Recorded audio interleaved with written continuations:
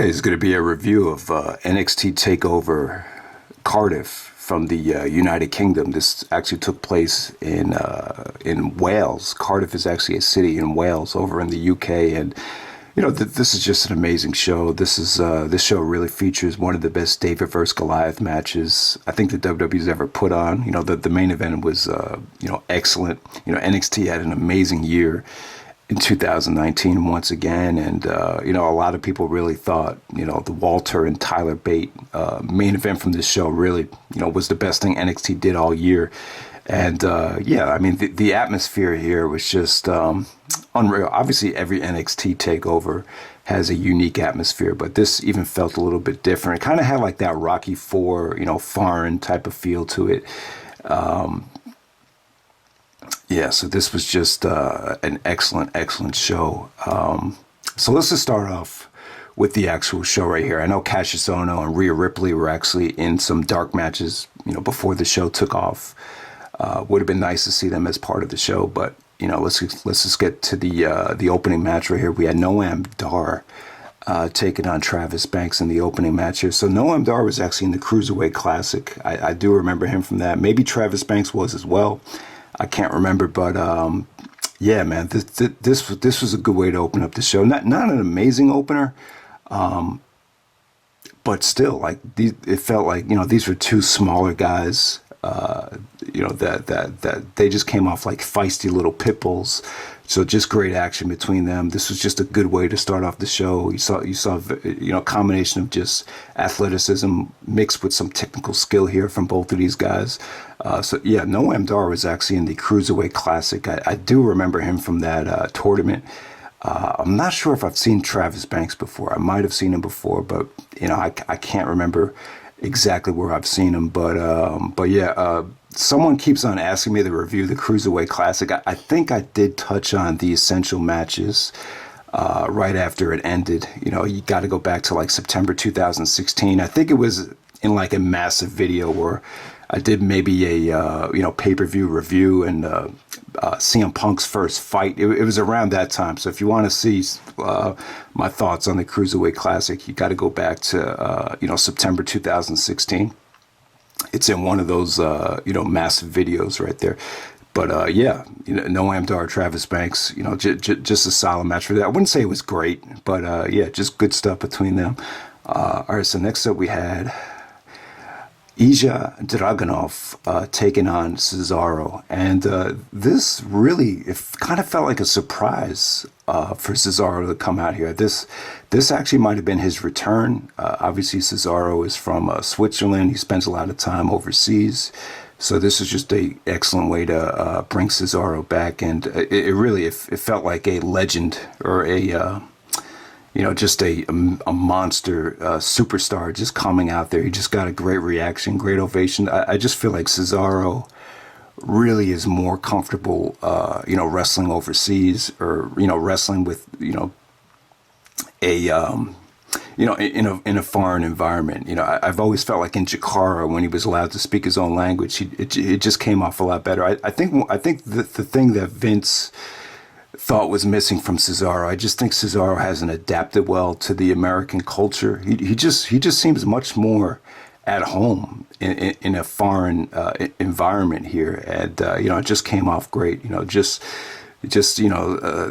just treated Cesaro like he was a legend. He pulled off the King of Swing. He did some beautiful counters. Dragunov actually busted out a coast to coast. Just a lot of breathtaking offense from him. Amazing counters from Cesaro. Just great chemistry here. This is one of the best crowds and best matches I think Cesaro's had under the WWE umbrella. The only other really Cesaro match that I would say was better than this in the WWE was the maybe the match against Cena in terms of just one-on-one matches. But the Cesaro match was just a nice little pleasant surprise for this show. All right, so next up we had Mark Andrews and Flash Morgan Webster taking on Zack Gibson and James Drake. Taking on Gallus of Mark Coffey and Wolfgang. This is a triple threat match for the NXT UK Tag Team Championship. This was excellent. These triple threat tags or four-way tag matches, they're very, very tough. to book. If this is why the Money in the Bank really started, because Jericho voiced his opinion that these four-way tags just kind of feel just thrown together at WrestleMania. But with this one right here, they got a lot of time. This was really just allowed to deliver here. It was just great stuff. So I remember Mark Andrews competed at some of the bolas. He really stole the show here. He just brought some amazing athleticism to this match. He busted out a couple of shooting star presses. There was just some amazing breakups here in terms of breaking up pinfalls. There was actually one spot where they actually pulled the referee out. There's just a sense of urgency just to not get defeated here. So Zack Gibson and James Drake, they were actually on NXT in America, earlier on this year. We've seen them a lot.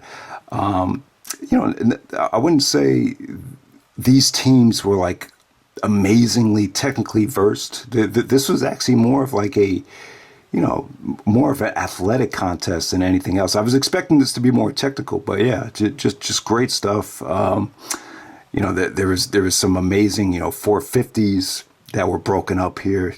Just great spots, just great action from all three of these teams. They really put together. These matches are very, very tough to work, but they put on. This is one of the best triple threat tag matches I've ever seen. So definitely the second best match of the night. This was just not a one match show. This match is really going to hold up well. This is definitely a 4.25. Possibly a 4.5 star. Triple threat tag team match right there. All right, so next up you had Joe Coffey actually taking on Dave Mastiff in a last man standing match. So Dave Mastiff is actually kind of Otis looking like. He actually looks like a bigger version of Otis. So this got really personal. There was an amazing, Irish whip into the turnbuckle from Dave Mastiff, and Joe Coffey actually broke the top rope. The top rope just collapsed. So I'm going to assume that was supposed to happen on purpose, because after that, everything took place, outside. I mean, there was some, just a lot of brawling, very, very physical match, a lot of nasty bumps on the announce table. So they went by the announce table where Nigel was. So when they got by Nigel, everyone was going like, oh, Nigel McGuinness. Oh, like the bask in the glory for, Keith Lee, kind of that same chant, only it was, Nigel McGuinness. But nasty table bumps on there. Brutal, very, very physical match. Just a lot of brawling on the outside. The finish was pretty cool. Right before Dave Mastiff got up, Joe Coffey just kicked kind of this this case that was right by Dave Mastiff, and that enabled him to stay down for the 10 count. So last man standing match, just crazy brawl all over the arena. I mean, I wouldn't say it was great, but it was solid for what it was. It's not going to appeal to everybody, but it was pretty cool how they broke that top rope though. That was pretty cool. I'm not a huge fan of guys brawling all over the arena, but this was okay for what it was. It didn't overstay its welcome. All right, so next up we had Toni Storm, the United States NXT UK Women's Champion, taking on Kaylee Ray. Good video package here. They talked about how they were once friends, but now that they're with this television deal over in the UK, the jealousy started creeping in. This is a good women's match. I would say it was good. The ending with Kaylee Ray winning, it really kind of. It felt like they didn't really do a lot to make Toni Storm look strong. Like, I've never seen her really wrestle before, so I didn't walk away from this with a monstrous, impression of her. This is more about Kaylee Ray just kind of winning in a convincing fashion. She actually won with a gory bomb. Not the gory special, but, variation of the gory special. They call it a gory bomb. Kaylee Ray actually, she did a splash off the top turnbuckle onto the outside. She almost didn't fully rotate, and it looked like she almost fell on her neck. I mean, that would have been, thank God. I mean, but I think she was obviously she's okay. But Kaylee Ray came off good. It wasn't a great match, but the match actually did feature some really, really good bumps, some really, really breathtaking spots at certain points. But it was just a solid 10-minute match, 3-star match. I can't say it's any higher than 3 stars, but it was solid, and then the main event, we had Walter taking on Tyler Bate. So I don't know, the name Walter just has it's such a it's kind of like one of those names where you can just throw out there, and like it just has a massive effect to it. I remember when I was growing up, I was like, there was a kid that lived down the street from me, and I was like, man, who's the best player in your league? And there was like this really monstrous black kid who was really good, and his name was Walter. So I was I go, so who's the best player in your league? And he's like, Walter. I was like, just the way he said it, it's like, that's all you need to say is the name Walter. And it's kind of funny how, Walter, he just goes by the name Walter. It just, the name just has that effect to it. So yeah, Walter taking on Tyler Bate.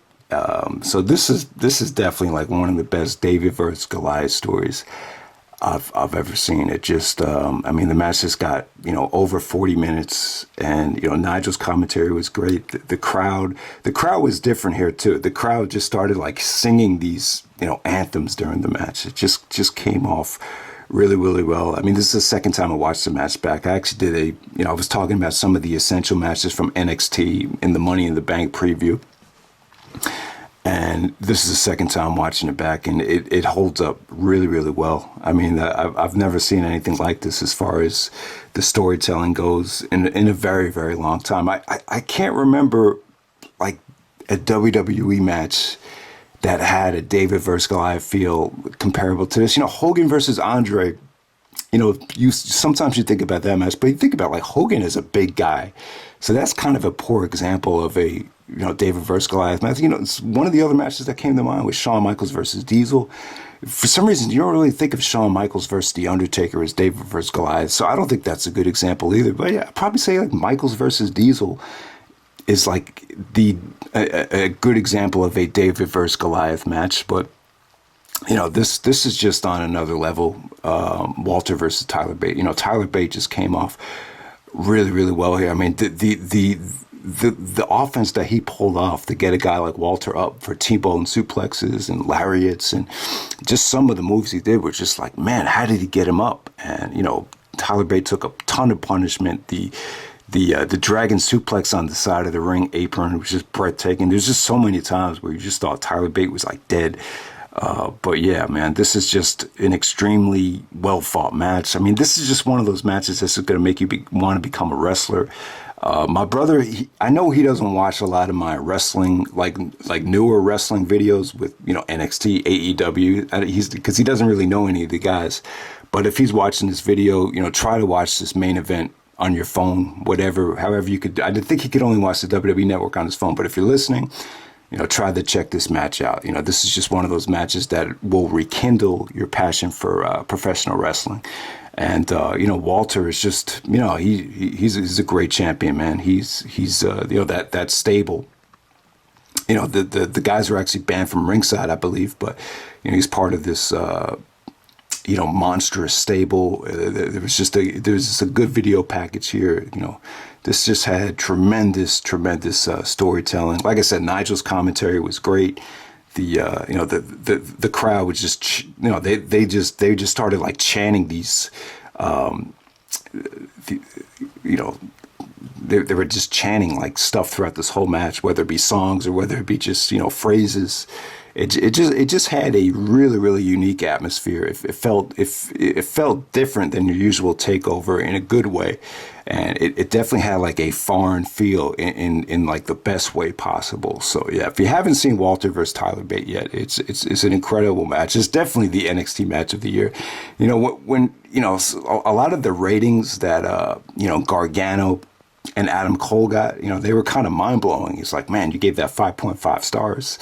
It's like, man, but those matches kind of got like mixed reactions. I was actually watching the Edge special, the 24/7 Edge special, and he was watching the match back, the 2 out of 3 falls match back on the monitor, and just his reaction, like he looked a little bit annoyed by some of the stuff that they did. So I think the Adam Cole and Gargano stuff is not for everybody though, but But I think from a pure wrestling aspect, I would say Walter and Tyler Bate, by far, this is going to end up being the, NXT match. This is definitely one of the best WWE matches in recent memory, WWE related matches in recent memory. So yeah, I just wanted to come on here and give this show a proper review. It's just definitely one of those shows that you have to check out. I mean, was this the best NXT show from top to bottom last year?